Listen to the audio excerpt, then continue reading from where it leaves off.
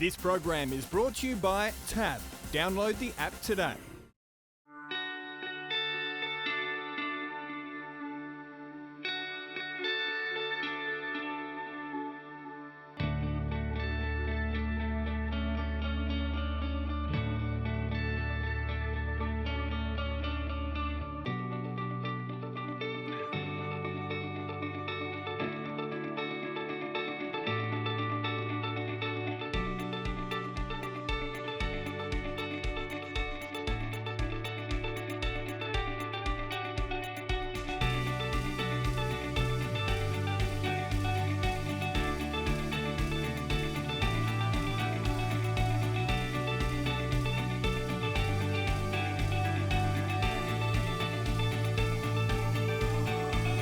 Hello, I'm Caroline CSE. Welcome to a new week of Thoroughbreds Are Go. Coming up on this week's show, the care of some remarkable retired broodmares.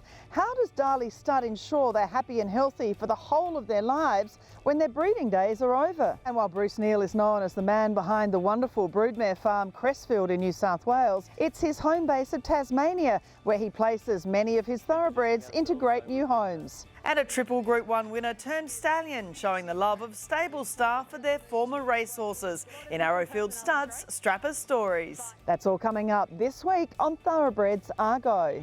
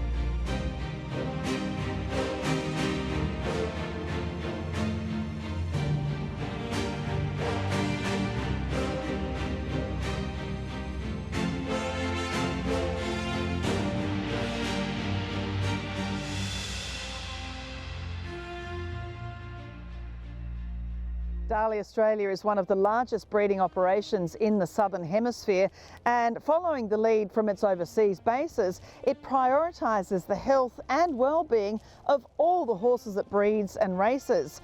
So a question often asked is what happens to broodmares when their breeding careers are over? Watch this story and find out as we look at some wonderful matriarchs who featured with descendants being successful in the Melbourne Cup Carnival just completed.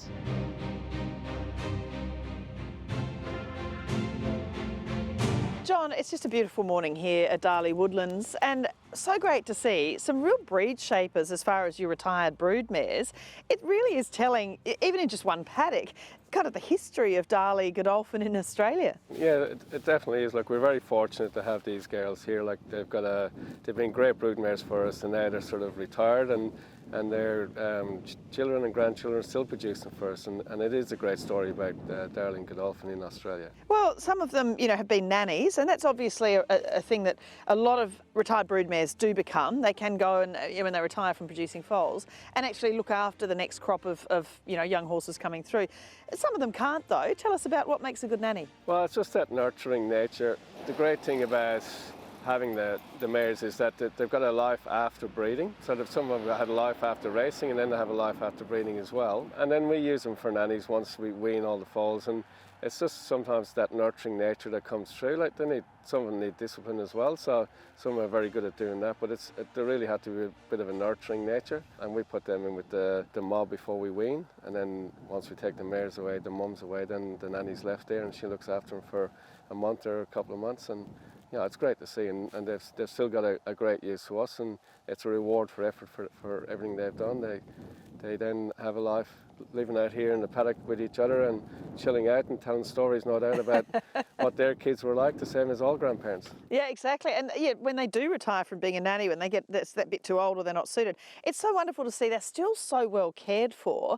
What does it take to really care for these mares at this age? Well, funny enough, it's like, I think you let them get back to nature a little bit. Like, we don't mollycoddle them that much. Like, they're out here together, they're sort of out in the elements to some extent. But it's funny how when you just give them a good paddock to be in, not too rich a grass either, you don't want to get too heavy and fanned or anything like that, but they actually just chill out, and Mother Nature takes care of it, and they just wander around, and they just, as I say, they're quite happy in their environment, in that herd environment, because they are a herd animal after all. So they get back to that, and they're quite happy doing it. And well looked after too. I mean, you do check on them twice a day.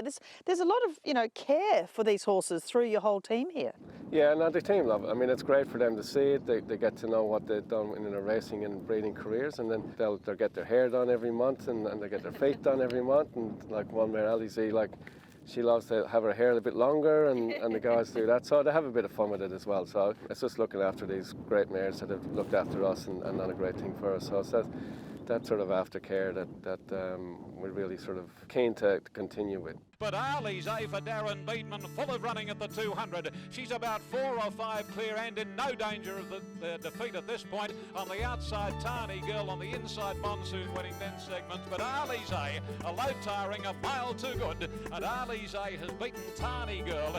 Third, Monsoon winning. I was so thrilled to see Alizé here. Of course, what a great family. This is the great Trisquet family, and Astern, the other Alizé as well. Fabulous racehorses that have come through for generations.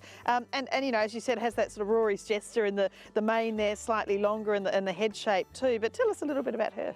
Yeah, so she was a filly that we bought off the track, and then she went on to produce for us, and she's produced Essawira, who's obviously one of our blue hens, and who's in turn produced Astern, who stands as stud for us, and Alizé, who's a granddaughter who's just now retired, and she's got an invincible sort of filly first fall. She's given so much to us, and through her daughters and sons as well. So, it's just a great pedigree and a great mare. And she's a lovely natured mare too, which is great. Yeah, she was very happy to come up and see Scarfy, the cameraman, and all of us. She was lovely. And then, of course, here's another sort of step in the whole progression of Darley in Australia.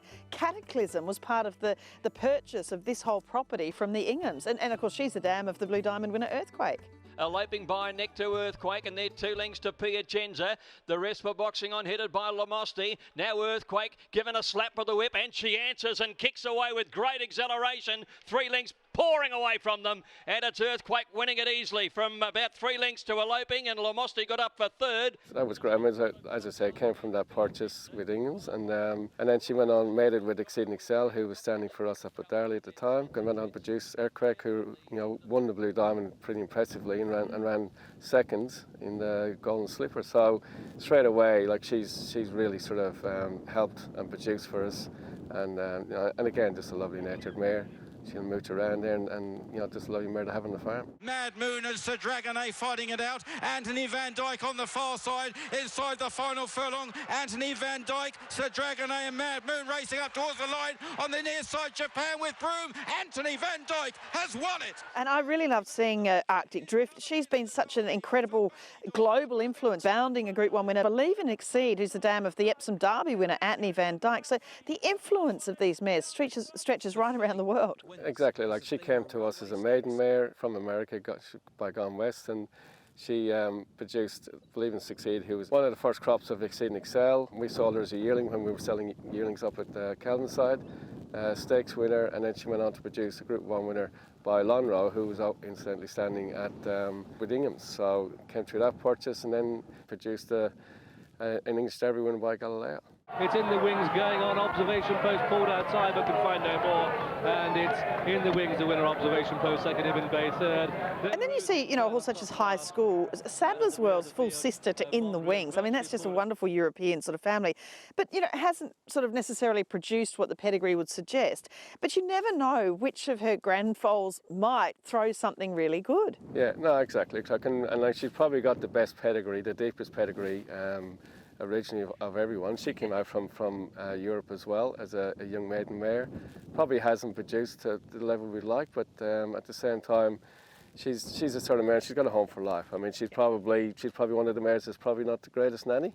Like she sort of a little bit sort of looks after herself too much, but at the end of the day, she's still got a home for life, and no, she looks great, and she's sort of sprightly around the place. But I think again that's important, no matter where they come from or what they've done, that we look after these mares in their retirement. Paul Ailey is going for a split between them, and he's coming through, ingratiating late, 100 to go. Paul Ailey bursts through, takes the lead, ingratiating coming at it. Paul Ailey, too classy. And then Chatoyant, the dam of Palili. I mean, there's still so much upside to these old girls, isn't there? Still going round in the big races. Yeah, well, look, she's exactly right. There is a bit of upside. She's got Palili, who's like a very sort of sharp sprinter that we've got in the system at the moment, and who knows where he's going to get to. But you know, like she's been a great producer for us as well. She's thrown 2 other stakes winners, and we're pretty excited about that. But she's a lovely mare. Again, just a lovely, good-natured mare. She's a good nanny.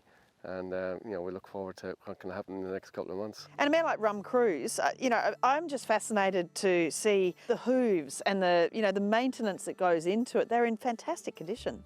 Yeah, and it is something that we've learned. Like we learn as we go through this. Like she's a mare that's retired, you know, and sometimes when we just let them be and get back to nature, like she's not shod. She's never been shod like since she's retired, as most of the mares in here are, and it's just amazing how well they cope with that. So we're always learning about it. As we say, it's a process that we need to keep doing and get better at across the industry to look after these older mares, and they're still teaching us something every day, so that's good.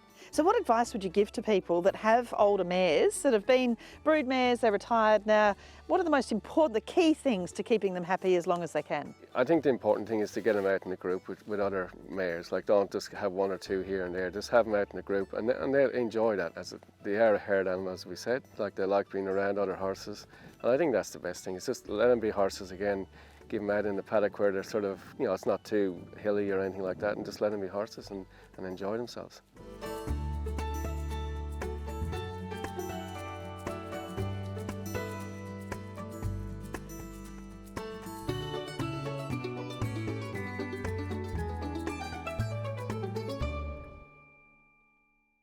Just wonderful seeing those retired brood mares in such great condition, having shaped generations of stakes winners in Australia and around the world. And thanks to John Sunderland and his team for looking after us on Thoroughbreds A Go.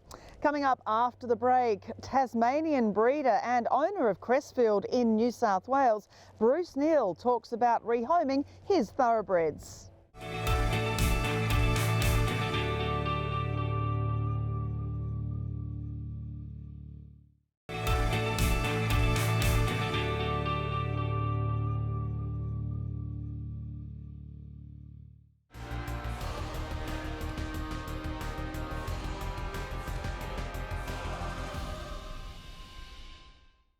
Bruce Neal is well known in racing and breeding circles for the elite racehorses that he's bred, sold and raced himself to great success. But now he's becoming equally as well known in the equestrian world. He's passionate about rehoming his thoroughbreds and believes if you find a suitable home, the thoroughbreds will always excel.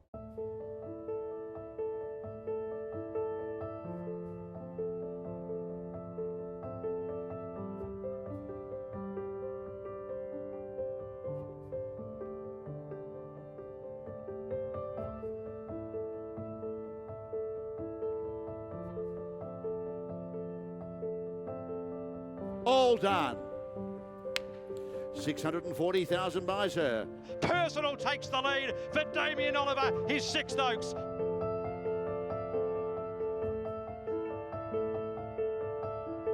Bruce, you have a wonderful reputation as one of Australia's leading breeders of high-class elite racehorses.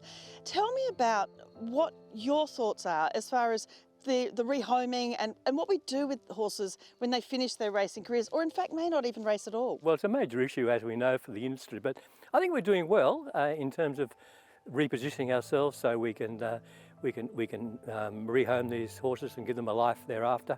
If we don't, there's going to be so much pressure on the industry anyway, so it's good to lead it, not react to the pressure that's definitely going to, it's there now and definitely going to continue on in terms of that. At Crestfield, we've, well, first of all, we try and sell every horse as I think the market knows, and so we don't race a lot of horses. The geldings that we do race, I've had a history of rehoming them back in Tasmania. I live in Tasmania, even though Crestfield is at Scone, and we've had a history of, over the last 10 years, and we had some wonderful outcomes as well. We had a great racehorse here called Motspur, and Motspur was a multiple listed winner and a very good racehorse, Flying Spur. He went down there and he became the leading equestrian horse in Tasmania. A girl called Prue Cotton took him under her wings. She had to put him down regrettably, and she rang me the other day saying it was a year since she put him down and the tears were in her eyes. So anyway, I said, don't worry, I'll send you some more. And also working with Luella, who's Charlie Goggin, Tasmanian trainer, his daughter. So I've had a history of working with them, and I've currently got a couple of geldings in Tasmania where we give them a prep. Currently it's with Ziggy Carr. We give them a prep before they go to a rehoming program in Tasmania. So they traditionally go down when they've not overly competitive in New South Wales or Victoria, and we've had great success with that. And that's the thing, it's, you know, often horses will get moved on into another jurisdiction that might be, you know, slightly easier than, you know, the metropolitan sort of areas, but it's where they go after that, isn't it, that the industry really needs to, you know, take care of. It's not really the big city stables that they move on from, it's when they get out, you know, further out into other, you know, regional areas. Yeah, well it is, and I mean I fund the trip down and also give them some cash to get the horse rehomed, so that's a responsibility that I think the industry's got to take in financially supporting the change for that particular horse. There's a lot of demand. I know in Tasmania there's demand in terms of equestrian and riding for disabled. And there's great opportunities there, and I think it's good to see the Crestfield brand expanding down into that area and these horses having a life after their original purpose. And a lot of people find it really exciting. I mean, we love seeing a horse win a race, but they're not all going to, are they? No. But you can get the same thrill as an owner if you've bred the horse or you've raced the horse to watch it go, and as you said, with your brand, and do well, and not even necessarily have to be winning all the ribbons or the prizes, but just to see them being really loved and valued by someone new. Yeah, indeed. We've got a horse who races the chairman, and he's a 3/4 to Nimmerley, so he's out of my mare design. It's a Bill mare. He's in Melbourne at the moment with an equestrian eventer. They send videos and images of him and reports about the great improvement he's making in his new field. So I think, yeah, it's something we've got to embrace. And what do you think the industry, you know, the way there are different models of, you know, paying for retrainers, say in Victoria or New South Wales, trying to sort of manage it themselves, and Racing Queensland has a different model. There seem to be lots of different models. I guess each one has its advantages. Well, I guess so, and I mean, and they will emerge as the major model as time goes through. But this is all rather new. There was no process, but now there's a process, and there's a requirement. There's a social requirement to ensure that these horses get a new life, and one of these systems in the jurisdictions will emerge as the model, I'm sure, in time. Fiery Heights Dothraki, Later's Egyptian symbol. And you have, obviously, as a broodmare farm in particular, so you know you look after your retired broodmares too. I mean, they can live on for another 10 years after they stop breeding, can't they? Yeah. Well, we have so many on the hill, and they were looked after. They're cared for, and they're given ceremonial burials when they pass on, especially if they've been a blue hen mare at Crestfield, and we've developed our own little graveyard for our elite mares. So yes, I think it's just part of the farm's culture and creating history for the farm. Do you think it needs to be regulated at some point, or do you think gradually the industry is doing enough now? Oh, absolutely. Yeah. No. We don't need any more regulation. I think it's up to the farms and the owners to ensure that there's a process.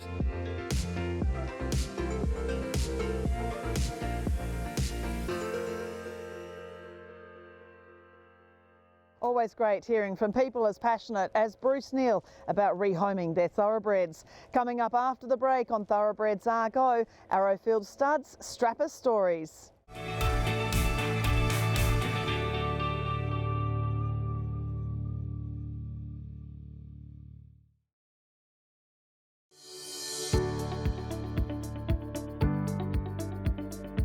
The top of the line would be Fierce Impact.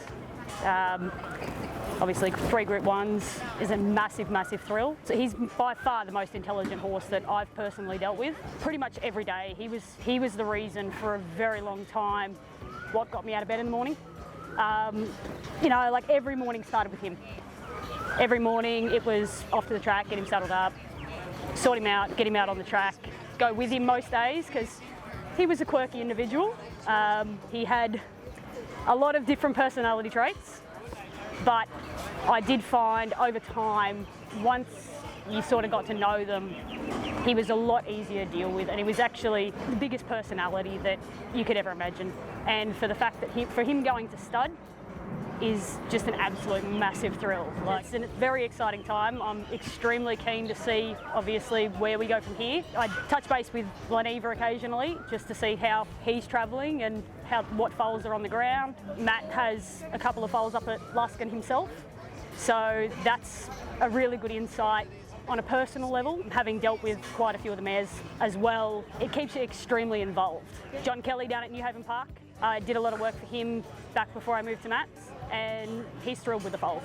Actually, one of my favourite moments with him race-wise was after the post in the Cantala. You know, it was a bit of tight finish. He didn't really blitz them like he did in the Tourak, but it was an extremely tough win. But if you actually watch him pass the post, Cascadian comes up to him on his outside, and, you know, he's already pricked his ears and travelling through, and he is flat back. He just, you know, he goes again. Like, he just, even though the race is over, he wants to be in front. His attitude on the track, hopefully he'll throw that into his foals, because he was such a tough animal. He's quite a compact stallion, especially compared to a lot of the Japanese bred. I think he'll suit our breeding industry quite well, and I'm absolutely keen to see what he ends up producing and how they go on from there.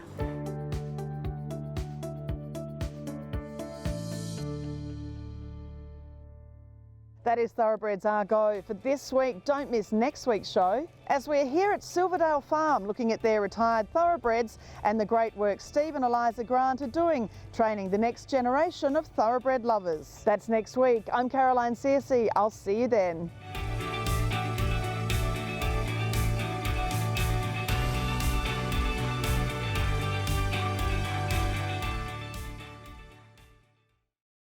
This program is brought to you by TAB. Download the app today.